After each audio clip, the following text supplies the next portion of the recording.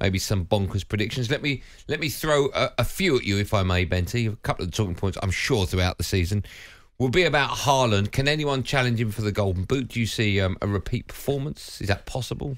Yeah, I think there'll be maybe one or two that might challenge him for the Golden Boot. One who definitely I think will challenge him will be Salah, because he's always up there. That's a big arse, Benny. Big arse. You think Salah's going to get like 38 goals? Why not? The lowest he's ever got in the Premier League is 19.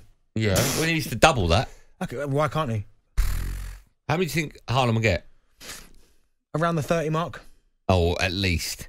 Don't know about at least. Why? Why will he be worse? I must say he'd be worse, but you're talking just Premier League goals? Yeah. Yeah, around the 30 mark. Okay.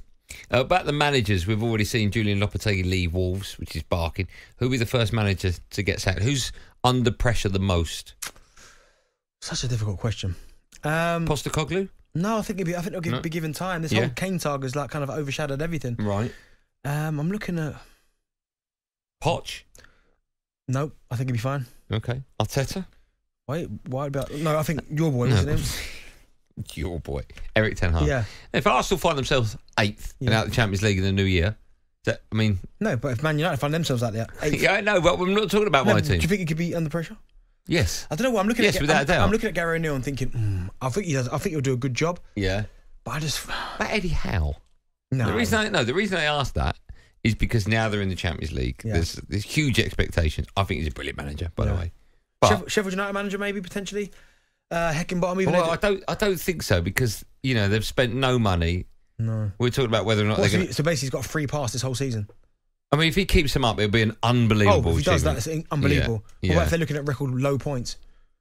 I don't know. As a manager of Sheffield United, as an owner, what are you expecting? Stay up. I think. But what are you expecting from the lack of investment? What are you expecting? Someone to work miracles and just stay up.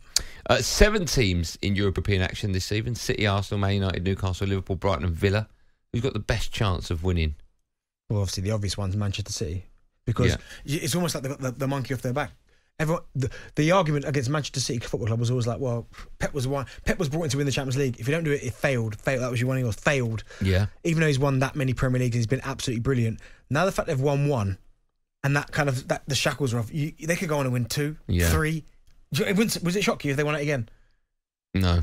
Wouldn't shock me either. So I think for me, Manchester City again are the team to beat. Okay, Villa probably the surprise package last year, up there with Brighton and Brentford. I think Brentford finishing 9th was incredible, but who will be the surprise package? Brighton finishing in the Europe first time. That was brilliant. That's fantastic. Who do you think will be the surprise package this season? Burnley? Could Burnley do anything? I think Villa could be the surprise package. I think they could go one step further, maybe. What's the surprise? Top 4? That'd be gigantic. I think they could be pushing top 4, but I've not put them in the top 4 in my league. But even if they finish 5th, what's a bigger achievement? 5th for Villa, or Sheffield United 17th? 5th for Villa. Is it? Yeah, okay. 5th for Villa. A quick word about flops. Which team or players do you think will fail to live up to expectations this season? That's hard. Flops. Kai Havertz, pardon? I had a cough there. Havertz. No, listen. It's terrible. No, Arteta will get the best out of him. He won't. He's awful. I think he'll get the best out of him. What's the best out of Kai? Where is the best, by the way? I don't know where that is, but I think he'll get the best out of him. It's not starting like that. I'd probably say Anthony. See? Again. By the way, gang, that's what you got. You got another 9 months of me and Benty just slagging off each other's teams. Yeah. Now, do you know what? I expect a better season from Anthony. He did okay last season. I think Sancho's. But I think Jadon Sancho is on last chance saloon. I still think Manchester United fans are with him to a certain degree. They know there's a player there. But again, if he gets off to a slow start and nothing happens, then what do you do then? You have to move him on. And I'm gutted for him because I like Jadon Sancho. Let's go to the phone lines and hear from you, the football fan. 03717222334. John is first up. Hi, John. How are you? Hi, lads. Good show as always. Thank Spoke to you before the start of last season, Mr. Goldstein, and I said City would come back much stronger without Jesus, Sterling and Zinchenko proven right. This season, we're not as strong. We've lost our rhythm and tempo with the gun dog. We've lost 25 goals out of our starting 11 with Riyad Mahrez and the gun dog. We haven't replaced them yet, so we're slightly weaker this time around, and our opposition have strengthened. So be interesting to see what the moves are. And I wouldn't mind that Paquetá because he's a ball player, exactly. Yeah. In the mould of what City would want, and underling to Kevin De Bruyne because he's getting older these days. However, moving on, Haaland will get you 30 plus goals this season again because he just lives for goals. David Moyes is the manager under pressure, the first one for the sack race. Yeah. And tonight is not a foregone conclusion. All the pundits, foregone conclusion, it's going to be this score, that score. Burnley had a very, very, very small break, and Vincent Kompany got them back earlier training for the pre-season. So them lads will be right up for this, because if you take the last few games between City and Burnley into account, it's something like 14-1. It's ridiculous. However, park all that, Vincent Kompany will want to put his marker down.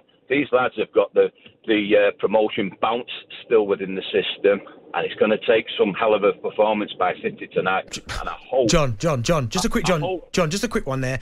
They have got the promotion bounce in their system, as you said. I totally agree with you. But you guys have got the treble bounce. You've got the Champions League, the League, and the FA Cup. I think yours probably bounces a little high, a bit higher than theirs. Benty, do not mess with your starting 11. Get your best 11 players out on the park. Forget what happened last season. We're not playing on the History Channel. It's the start You just won the treble. You're nervous about Burnley? No, I'm not nervous. I'm nervous about dropping points. That's what I'm nervous about, because any drop points tonight, it's sniff of blood from from our... Too early. And listen, John, great call. Do you know what it is? Manchester City could not drop points, but get off to a slowest start. Because they know when it comes to crunch time and they need to go and win games, they go and win 10, 12, 15 games. You won't lose the league tonight. No. But you know what? If they were to drop points tonight, I'm guessing Burnley would probably be the team they wouldn't mind doing it to. Vincent Kompany, legend. One of their best players ever. And you're losing it to a team that you know is not going to be threatening you at the end of the season, yeah. Ryan is an Arsenal fan. Hi, Ryan. Hi, guys. Cheers for having me on. Love the show. Our pleasure. Thanks, Ryan. Off you go. Yeah, so, my point really is, I think, I don't think the significance of the Declan Ryan... Ryan, sorry, Ryan. It's not a great line. It sounds like the phone's not in front of your mouth. I don't know if that's the case or not, but if not, can you move it there? Yeah, can you hear me better now? That's a bit better, yeah. Go on, off you go. Yeah. Thank you. I was going to say, the significance of the Declan Rice signing, I think, has been underplayed a little bit. For me, it's the biggest signing since Patrick Vieira. Like, we've not been able to replace him since. No one has come in that did what he did. So I think that will possibly, a bit nervous saying it, help us win the league, because Man City, having won the treble, I think we're a bit off the beat now, because there's not much else to do when you've won the treble.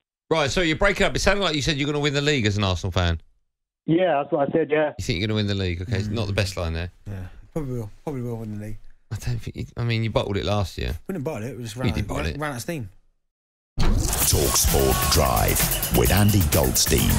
Monday to Friday afternoon from 4 on AM, on DAB, via the talkSPORT app and on your smart speaker. talkSPORT.